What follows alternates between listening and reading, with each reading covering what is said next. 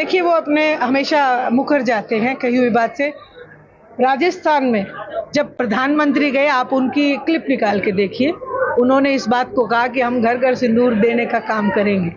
ये बात देश के प्रधानमंत्री ने कही। या तो भाजपा ये कह दे कि प्रधानमंत्री जी गलत बोल रहे थे, या फिर वो इस बात को माने कि उनसे चूक हुई है, गलती हुई है। उन्होंने महिलाओं के आत्मसम्मान को नहीं बल्कि हमारे भाइयों के भी भावना के ऊपर ठेस लगाने का काम किया। भाजपा के 11 साल हो गए कैसे?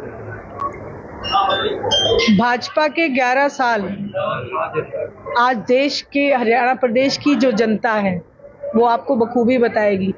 महंगाई से महिलाएं परेशान हैं। आज हमारे नौजवान युवा बच्चे जो पीएचडी किए हुए हमारे बच्चे, वो ट्रे पकड़ने के लिए मजबूर हैं, देश को छोड़ने के लिए मजबूर हैं। बहुत बड़ी बात है किसी देश के लिए कि उसका युवा पलायन कर रहा है, और वहीं 11 साल में 11 बार तो पेपर लीक हो चुके हैं।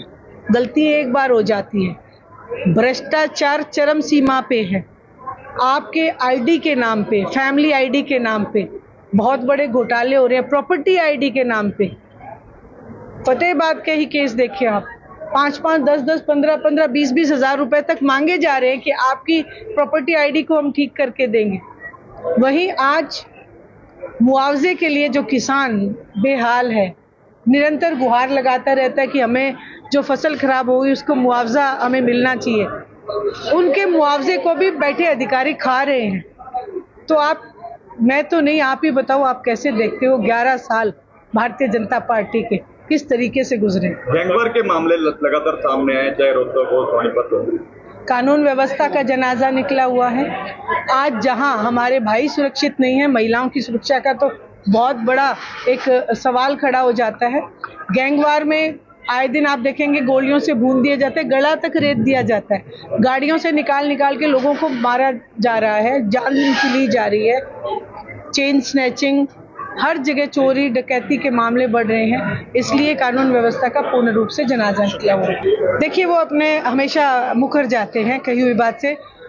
राजस्थान में जब प्रधानमंत्री गए, आप उनकी क्लिप निकाल के देखिए, उन्होंने इस बात को कहा कि हम घर घर सिंदूर देने का काम करेंगे। ये बात देश के प्रधानमंत्री ने कही। या तो भाजपा ये कह दे कि प्रधानमंत्री जी गलत बोल रहे थे, या फिर वो इस बात को माने कि उनसे चूक हुई है, गलती हुई है। उन्होंने महिलाओं के आत्मसम्मान को नहीं बल्कि हमारे भाइयों के भी भावना के ऊपर ठेस लगाने का काम किया। भाजपा के 11 साल हो गए कैसे? भाजपा के 11 साल आज देश के हरियाणा प्रदेश की जो जनता है वो आपको बखूबी बताएगी। महंगाई से महिलाएं परेशान हैं। आज हमारे नौजवान युवा बच्चे जो पीएचडी किए हुए हमारे बच्चे, वो ट्रे पकड़ने के लिए मजबूर हैं, देश को छोड़ने के लिए मजबूर हैं। बहुत बड़ी बात है किसी देश के लिए कि उसका युवा पलायन कर रहा है, और वहीं 11 साल में 11 बार तो पेपर लीक हो चुके हैं। गलती एक बार हो जाती है। भ्रष्टाचार चरम सीमा पे है। आपके आईडी के नाम पे, फैमिली आईडी के नाम पे बहुत बड़े घोटाले हो रहे हैं। प्रॉपर्टी आईडी के नाम पे फतेहाबाद के ही केस देखिए आप, 5-5, 10-10, 15-15, 20-20 हजार रुपए तक मांगे जा रहे हैं कि आपकी प्रॉपर्टी आईडी को हम ठीक करके देंगे। वहीं आज मुआवजे के लिए जो किसान बेहाल है, निरंतर गुहार लगाता रहता है कि हमें जो फसल खराब होगी उसको मुआवजा हमें मिलना चाहिए, उनके मुआवजे को भी बैठे अधिकारी खा रहे हैं।